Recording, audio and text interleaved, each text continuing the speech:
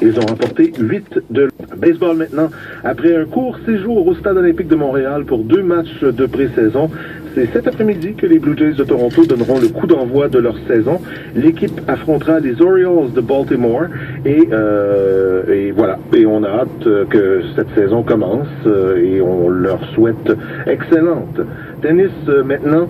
Roger Federer a défait Rafael Nadal pour une 3e fois cette année en l'emportant 6-3, 6-4 en finale de l'Omnium de Miami. À 35 ans, Federer est devenu le champion le plus âgé dans l'histoire du tournoi. Toujours à ce tournoi de Miami, une grande surprise à savoir le 2e rang du classement de la section Atlantique. Pendant cette rencontre, Austin Matthews a inscrit son 39e filet de la campagne pour établir une nouvelle marque de la LNH pour une recrue originaire des États-Unis. Nazem Kadri a marqué un but et amassé une mention d'aide. James Van Rijndijk et Léo Komarov ont ajouté un but chacun à leur fiche. J'aurais aimé ça que on prenne conscience de ça plus rapidement ou plus tôt. Mais bon, il n'est jamais trop tard pour faire quelque chose. Donc, ça a quand même beaucoup évolué depuis quelques années, ça c'est certain. Est-ce que vous croyez que ce genre d'initiative pourrait aider les gens qui ont perdu confiance dans les médias traditionnels? C'est ce qu'on va voir. C'est un travail qui est... Parce que c'est tellement un spectacle qui est plein de trouvailles ingénieuses, des petites choses qui sont pas, c'est pas des gros effets spéciaux, mais c'est des idées qui sont intelligentes, qui sont simples, qui sont à hauteur d'homme. Il suffit d'une caméra et d'une paire de bottes pour nous parler de la crise d'octobre. Vraiment, Robert Lepage, c'est un metteur en scène tout simplement de génie. Alors, voir ces spectacles sur scène, c'est toujours très, très, très impressionnant. Et puis, le spectacle se termine avec Speak White. Ben, au terme de tout cette espèce de tour de magie qui vont nous avoir enchantés tout au long du spectacle, on termine avec le texte, on termine avec l'acteur.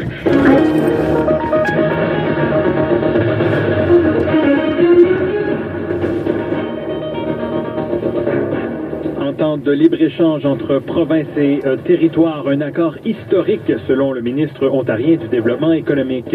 Attaque américaine en Syrie, le geste fait réagir. Et Niagara amorce ses préparatifs pour les Jeux du Canada de 2021.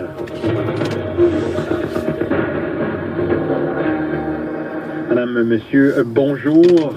D'où que vous soyez en Ontario ou ailleurs, merci. Prétendent avoir détruit 23 avions. Les Russes disent non, c'est 6. Les Américains prétendent qu'il y a 59 missiles qui se sont rendus à la base d'Aïchirat. Les Russes disent non, il y en a une vingtaine. Les Russes se sont perdus. Pardon? L'action américaine est suivie de très près, et par les Russes d'ailleurs. Ici, le ministère de la Défense russe est une machine à propagande absolument très, très, très bien huilée. Igor Penashenkov, que je connais assez bien, qui est l'espèce de porte-parole qu'on voit toujours, surtout dans les moments difficiles. C'est un monsieur qui est un fin renard et qui manipule la propagande vraiment avec beaucoup d'aisance. Par exemple, la version du ministère de la Défense que lui a annoncée après l'attaque au gaz, aux armes chimiques, lui disait « Ah oui, la Syrie a bombardé, oui, cette ville-là, oui, mais c'est en bombardant une réserve d'armes, un arsenal des rebelles, là où il y avait des armes chimiques, c'est là que les armes chimiques ont touché la population. Les techniciens nous disent que même si c'était vrai, ça ne ferait pas le genre de dommages qu'on a vu. Exactement. Une accusation américaine est assez grave. Celle, vous l'aviez évoquée tout à l'heure, quand Rex Tillerson dit vous êtes ou complice ou incompétent, parce qu'en 2013, vous vous êtes entendu avec le président Obama pour surveiller la destruction ou le transport ailleurs des armes chimiques, et il ne devait pas en rester. Ça touche pas à Moscou, non? Mais oui. Pour M. Poutine, ça l'affecte personnellement. Je suis sûr qu'il était extrêmement mécontent.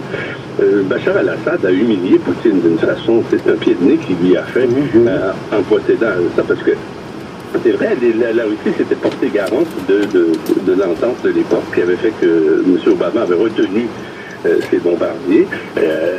Donc aujourd'hui, la Russie est responsable. Et c'est ce que Tillerson a voulu dire. On disait, attention, c'est vous l'avez voulu, vous l'avez, vivez avec.